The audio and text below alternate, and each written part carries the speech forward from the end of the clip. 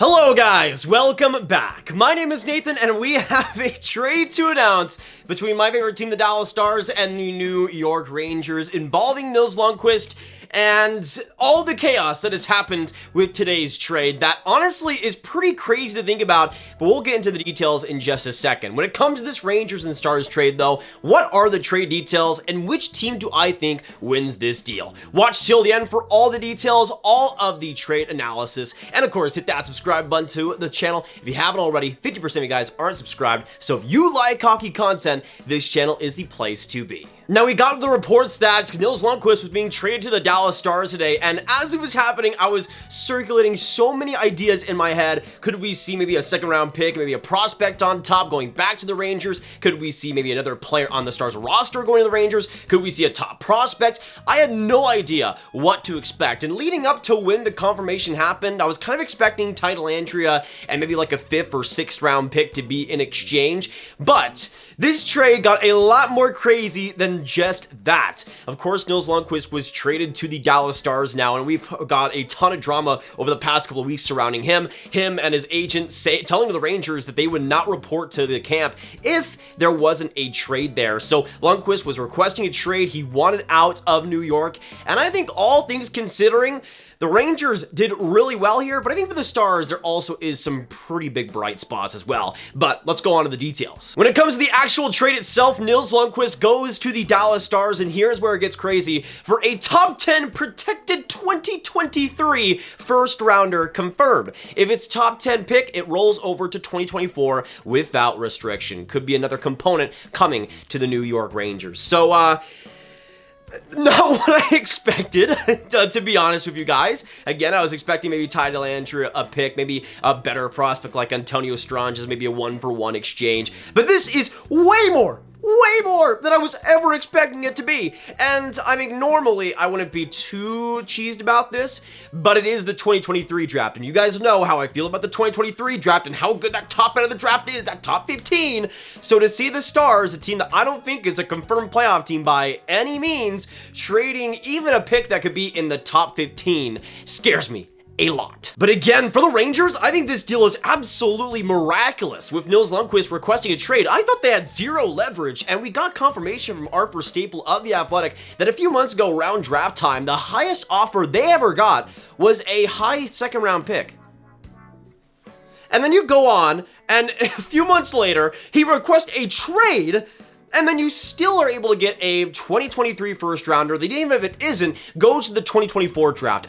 Just actually unbelievable value and managerial prowess by Chris Drury. And considering the situation he was in, I was expecting LUNDKVIST to maybe get a 3rd round pick. Again, maybe a player like Dellandrea, maybe a pick on top of that at most. A 1st round pick is unbelievable. But when we look at NILS LUNDKVIST, of course, 22 years old and 28th overall back in the 2018 NHL draft, and was looked at as a little bit of a riser, especially in those final weeks leading up to the draft, and obviously he was taken 28th overall. And the thing when it comes to LUNDKVIST is that the talent has always been there, and especially with his improvement in the skating department, he's been slowly since then just building this amazing acumen. And you've seen his last year in the SHL. He got 32 points in 52 games after having 31 points in 45 SHL games. Was absolutely unbelievable there. But then this last year came to the pros, came to the AHL and the NHL, was hoping to burst onto the NHL level, but only played 25 games, getting 4 points. But the thing is, he was playing with Libor Hayek, he was playing with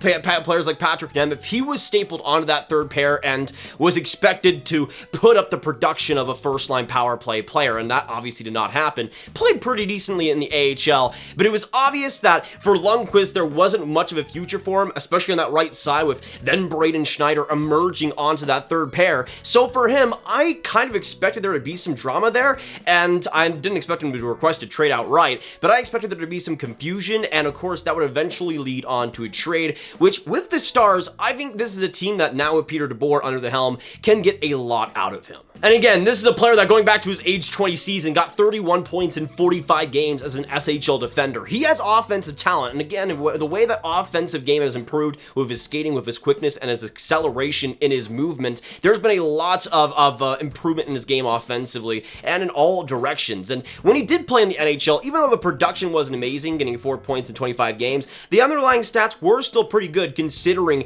who he was playing with. And I think, especially on the Stars defense, that's a much better situation for him to be around in. And, I mean, John Klingberg just left this last offseason. I don't know if Lundqvist will become that good, but he's along the same type of lines and obviously much younger. But when we look at the Stars defensive pairings, you see some of the pairs we could see this from Daily Faceoff. We'll see if it is Suter and Haskin on the top pair, but if it does end up being that way, I think Lundqvist actually has a case to maybe be on that middle pair, especially with Essel and Dell. I think that pairing would be absolutely amazing and would complement both players really well. And of course, on the bottom pair, you could have Thomas Harley hoping to break out into his zone as well this next year alongside Hakanpää. So that's probably what I would end up going for. Obviously, I don't want Suter to be on a first pair ideally, but I also wouldn't want him to be alongside NILS LUNDKVIST. I don't think that pair would be all too amazing on defense, but I have a feeling if they balance it out this way, there could be a lot of success there, and especially with Peter DeBoer really liking offense from his defenseman, I could see Lundqvist getting a lot of time and a lot more confidence in the Star system. So this is the thing, I was expecting to go here and go record this video and just be absolutely in love with this trade for the Stars, but of course that top 10 pick, I mean, this is a Stars team that I don't assume is going to be a playoff team by any means. I have them just missing the playoffs, and the Preds, Blues,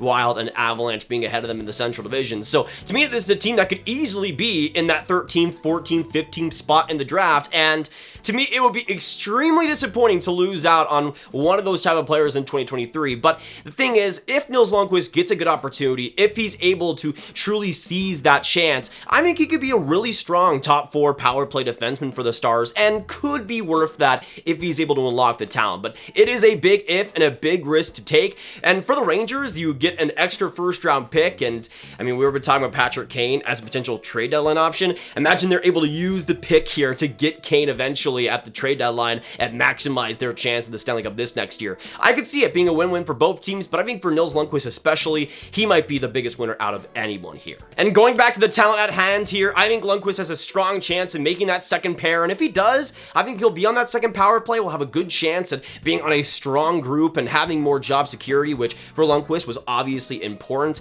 And considering that there's not too many guys coming up for the Stars, especially over these next couple of years, I think Lundqvist will have a pretty safe spot there, and hopefully will be in a good position to allow that offense to grow. I mean, if this was last year and it was Rick Bowness, I would be totally against this trade, because Bowness is the type of player to never play a player like Lundqvist. But I think Peter DeBoer will give him a great shot at training camp, and I think he has a great shot of not just making the defense, but climbing the defense as the year goes on, and hopefully showing that talent that I know he absolutely has. So as for a winner of this trade between Dallas or New York, I would say the Rangers still win it, considering how good the 2023 draft is, and even if they could use it for a trade package, I think there's a lot of value there. But I do still think the Stars have a chance of winning this trade, especially if they're able to make the playoffs and Lundqvist is able to jump into a big time role this next year and become the guy we know he can be. But let me know in the comments down below, what do you guys think of this trade, and who do you think wins, the Rangers or the Stars? And of course, make sure you subscribe, hit that like button, hit that notification bell, share the video with your friends, get the trade news out there, and I will see you in the next one. Goodbye.